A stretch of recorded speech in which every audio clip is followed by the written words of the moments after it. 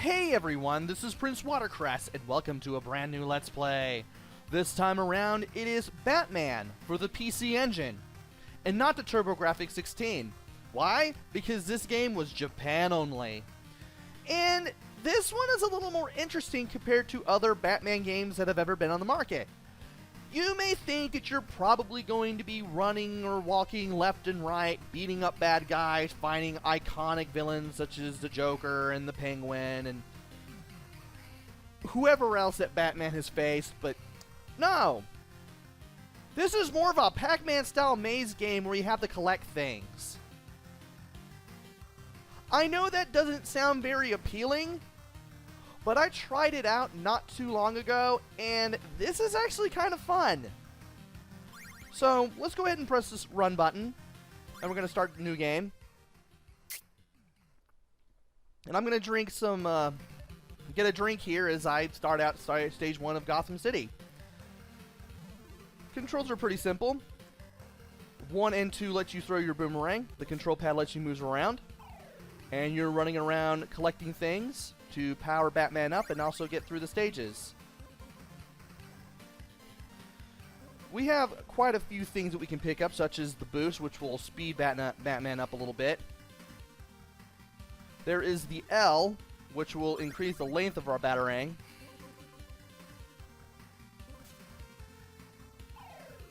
And we also have all these little containers, such as these boxes and cans and whatnot.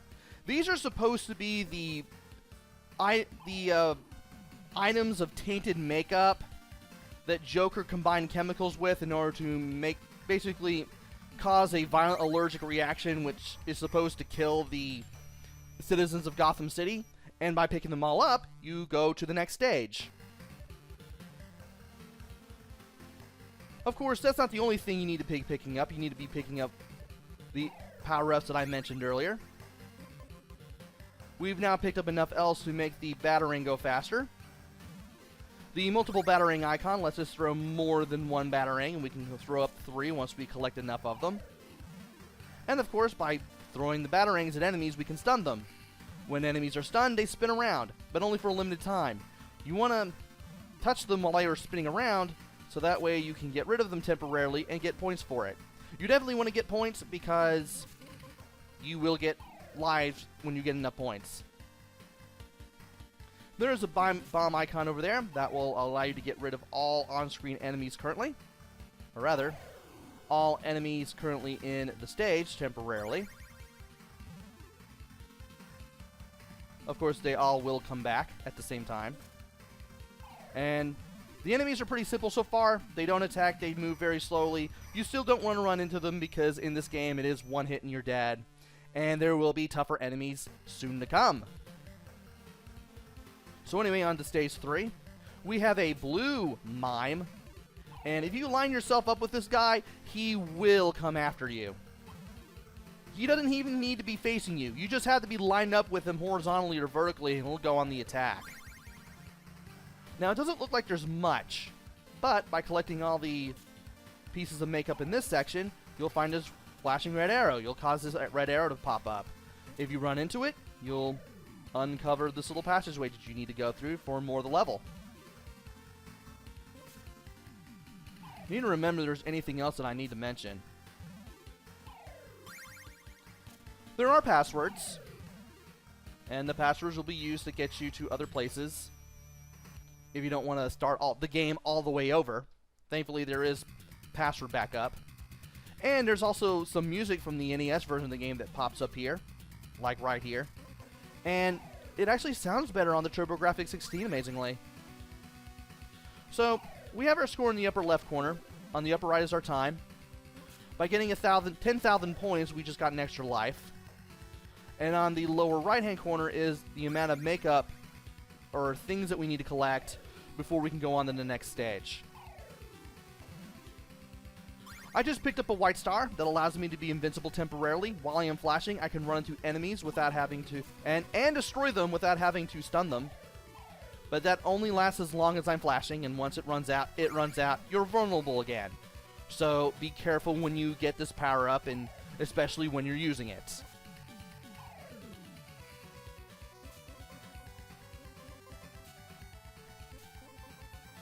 there should be other things that I can pick up, and they should be to the sides down here. Thankfully, you cannot run into the sewer water below. The game does not let you, which is a good thing. And just like that, we've picked up all of the pickups that are here, and it's time for another stage in Gotham City. Alright, let's get rid of you temporarily, and you.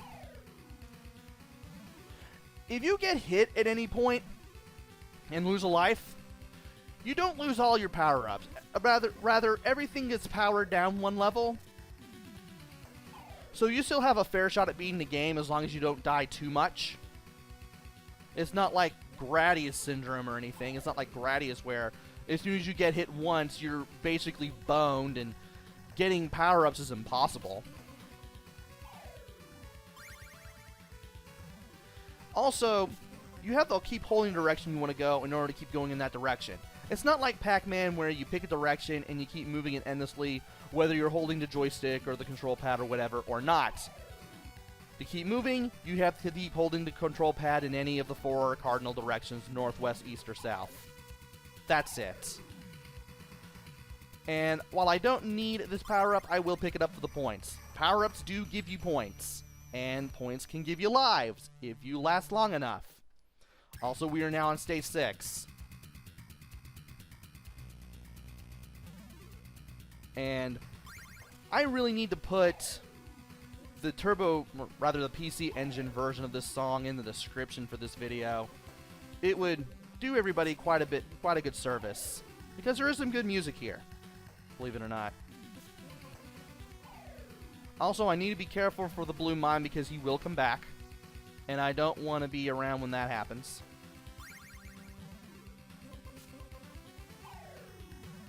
And that guy has a gun. What's going to happen is, when he sees you, you have to be in his field of vision for it to happen. But when he sees you, he will shoot at you. He can only have 1 bullet on screen at any given time. But even then, the way the geography in some levels can be, you will have to be... You will have to be a little crafty to get rid of them. So be careful with the gun enemies. They can be the death of you. Anyway, we have 2 speeding vans with clown icons on them. And those things are going to be instant death. And getting hit, running into them, having them run into you, rather, can be very embarrassing. And I should have stayed to the left there. So that way I would have had a better shot at getting out of there. Amazingly, he did not walk to the left and hit me. And that's what I was talking about, that guy with the gun. You're going to have to be a little more clever. Thankfully, I can fire through this wall and get him. And I was able to get to him just in time back when he was taking himself out of that stun. Yeah, you have to be pretty fast to take care of a stunned enemy sometimes. And now we've still got the Joker vans. Honk sound and all. When you hear a honk, you know one's about to show up. And you hear the honk at regular intervals as well. And you just want to be careful when you handle these vans, when you try to get past them. They do have a pattern. It may be tough to discern at first, especially with the last stage. But it can be done. You just, again, need to be careful. And there's a guy with a gun. And I can't believe I avoided him.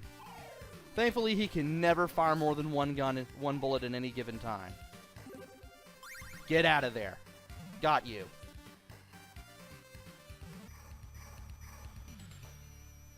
Well, at least I had the 1 death from running into the van, though. To be fair, that one can trip just about anybody out.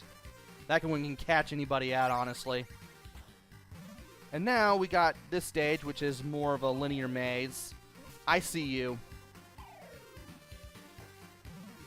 I want to go ahead and get these boots so that way I don't have a problem later. I'm going to keep throwing these. That way I can stun these guys for a little while longer. There we go. I'm going to get rid of you two. Go ahead and get another multiple boomerang icon, so that way I know that I can throw more boomerangs, or batarangs rather. And I'm going to go ahead and grab this white star. That'll allow me to take a little nifty shortcut here. Zip around and take care of these enemies. Especially the one with the gun, and especially the one that is running around like crazy. And, yeah. After taking care of everything in the maze, we can get everything else and then head on to stage 10. And we have the vans again. Oh boy. And it's a good thing to know that the batarangs can hit enemies on the way back to you. So in case you miss, you still have a chance of hitting enemies. Just be mindful. Now, if I remember correctly, you can stand, yeah, you can stand right there. And you can stand right there near that other crosswalk, or rather the other traffic signal on the other end, and neither of the vans will hit you, which is good. Also, I just now noticed that maybe they do, maybe... No, they do, because one has red eyes and the other has blue eyes. I never even noticed that.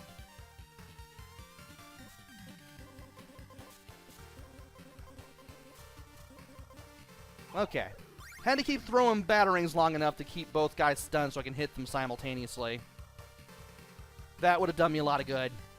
And I think I can stand on the center line there, and I won't get hit. Yeah, I won't get hit. Get out of there. Whew, that was close. I'd rather that these enemies not run into me.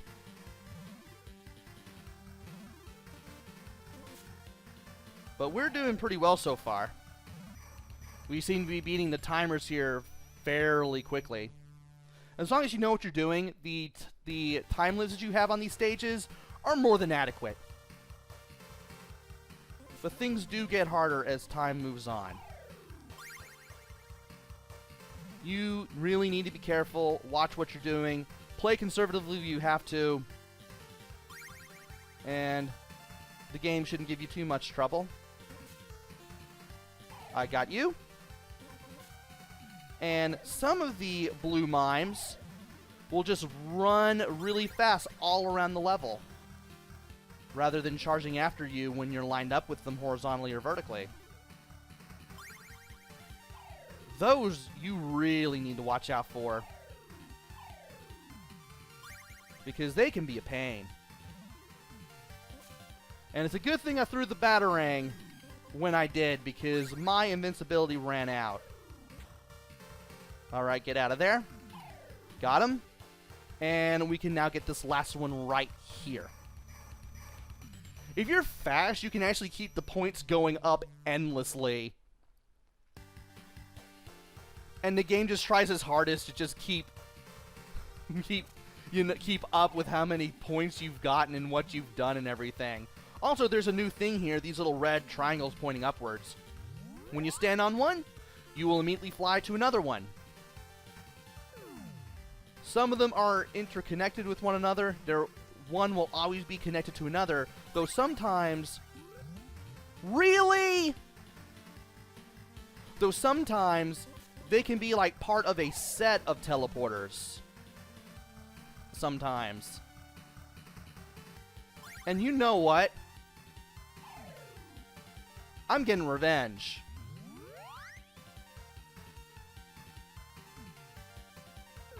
I can't believe that guy caught me out.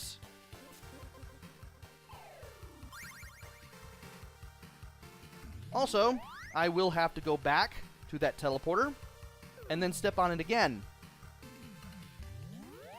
And this time I have to go left instead of right.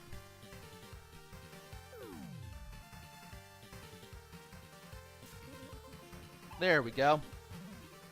And I'm gonna wait on you. There you are. Okay. Now we can go over here. It helps to keep a good mental note of which things you've touched, which of these teleporters you've touched. So that way, you can get the places quickly and easily, and you know we've already been. And this gold one will take us back to the start, I believe.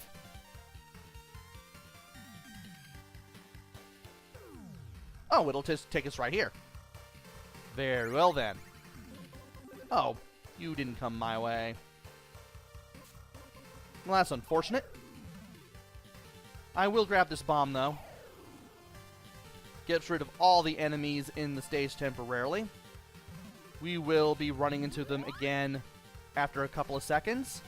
But as long as I'm here, I'll just run around and...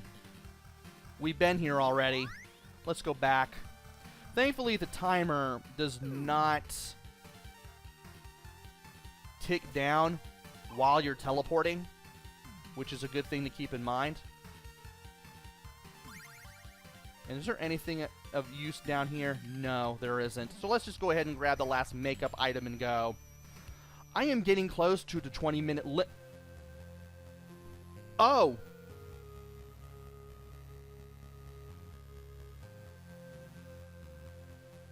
Well, we got a brief cutscene that takes us from Gotham City to the Fluegelheim Museum. Well, this is interesting.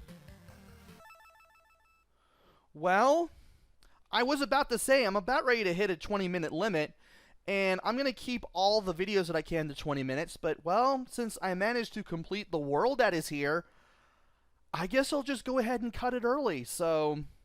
Join me next time where we go through Fluegelheim Museum.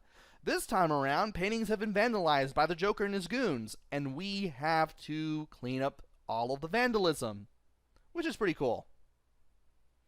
I love how they're following the 1989 movie, and that they're taking some interesting liberties while also using an interesting genre, and you're tying it all together. It's not a platformer or a beat-em-up or a side-scroller. It's a Pac-Man style maze game. You're beating up the bad guys, but you're also cleaning up their dirty work, such as the tainted makeup they're leaving around or the vandalized paintings that you're cleaning those up. And I always thought that was pretty nifty. I should also mention that Chilean Retro Gamer played this, and therefore that's why I'm playing this right now, so... Since I forgot to mention that at the beginning of the video, I'll go ahead and mention it now before I call it a video. Join me next time where we go through the Fluegelheim Museum and clean up all these paintings. Until then, this is PrinceWatercress. Take care, stay safe, and thanks for watching!